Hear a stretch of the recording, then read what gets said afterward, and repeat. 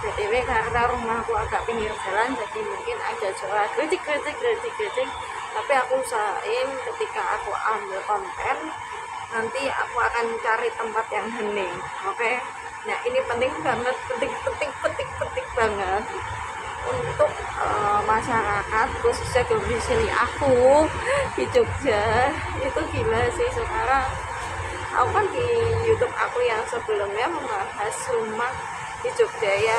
Nah jadi aku itu ceritanya adalah nongkrong nih bareng gitu kan, ngomongin rumah.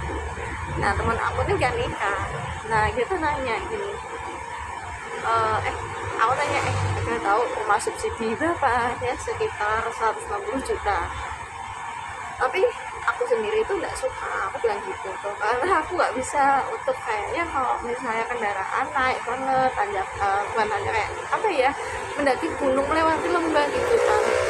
Ini bayangin 160 juta di Jogja, jadi cicilannya adalah 1 jutaan. Nah waktu itu 20 tahun rate-nya, cuma kan kalau KPR itu 3 flat ya, jadi agak naik turun. Aku nggak tahu kalau subsidi seperti apa, cuma ketika KPR yang aku dulu sempat hitung simulasi rate-nya itu, kalian bisa cek sih di website, nanti kalau enggak di BPJS Ketenagakerjaan di aplikasinya itu juga bisa ngitung simulasi rate KPR. Jadi kalau BTW ini ada kabar baik ya, jadi kalau kalian lebih dari 5 tahun atau 10 tahun atau 1 tahun, nah aku lupa, cuman kalian kalau ikut BPJS Ketenagakerjaan kalian tuh bisa ambil KPR gitu kan. Kalau misalnya rumah mau rumah bersubsidi atau tidak itu bisa, jadi flat untuk cicilan angsurannya itu 3 flat gitu loh. Jadi memang kayak rata-rata KPR, cuman kalau BPJS Ketenagakerjaan lebih enak kayaknya ya, karena dia nggak harus kita pakai jaminan. Nah itu jaminannya itu adalah kita jadi kepesertaan BPJS Ketenagakerjaan. Nah nanti coba aku share ke kalian ya, karena coba nanti pakai aplikasi aku, coba aku bantu untuk screenshotin, karena di aplikasi aku tuh bisa. Dan sama program dari pemerintah tuh ada, tapi dia subsidi gitu. Nah tapi kalau yang nggak masuk akal itu Jogja, karena harga tanah di Jogja itu mahal, mahalnya ya sampai 700 juta yang aku ceritain di YouTube aku. Itu tidak non subsidi sampai 1 miliar kayaknya, atau 700 juta gitu ya, tipe 40 ya, 45 apa ya Pak ya. Dan itu tuh pinggiran daerah Bantul lah, apa ya gitu.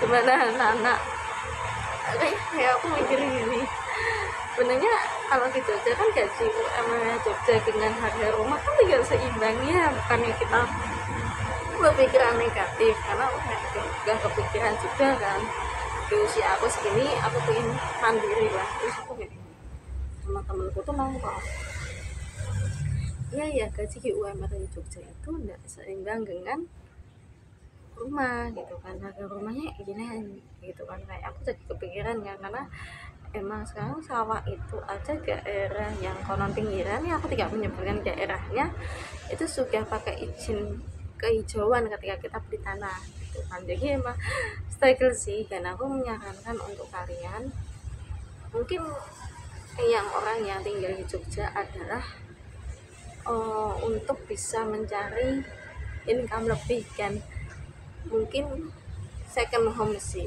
Karena kalau harga perumahan atau kita ambil subsidi, aku tidak ingin menyudutkan rumah subsidi itu jelek atau tidak bagus, cuma kalau aku sendiri 3 rekomendasi, karena emang dari segi lokasinya itu masih agak dikit gitu loh. Nah tapi kalau kalian mau ya enggak apa-apa, jadi so okay gitu kan, aku tidak melarang, karena balik lagi ke kalian kan kayak gitu. Jadi aku mikirnya kayak gitu sih. Jadi karena kasihan juga ya ketika kayak temen aku tuh yang menikah, gak memikirkan untuk punya anak, pengen punya rumah, tapi gaji di Jogja sendiri itu seperti itu struggle-nya kan. Ya emang biaya makan lebih murah kan, emangnya kalau di Jogja masalah masuk akal lah gitu. Cuma lama-lama bahan baku itu makin lama makin naik kalau di daerah kota ya gitu. Apalagi daerah utara, aku aku nggak merekomendasiin gitu. Nah, untuk kalian pejuang, untuk kalian berumah tangga yang pengen punya rumah, itu tetap semangat.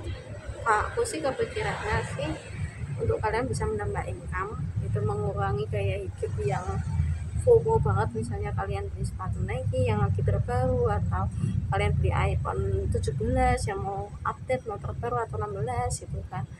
Stop, tahan dulu, apa yang kalian punya manfaatin gitu. See you next time, aku bahas apa lagi. Jangan lupa like and follow and comment. BTW jangan lupa, aku juga buka jasa untuk jasa pajak, terus kalian bisa curhat-curhat, atau kalian butuh penulisan strategi di website kalian atau writer, kalian bisa di Facebook atau bisa ibu aku ya. Thank you, next time. Jangan lupa ikuti aku terus, aku akan membahas apalagi, please comment.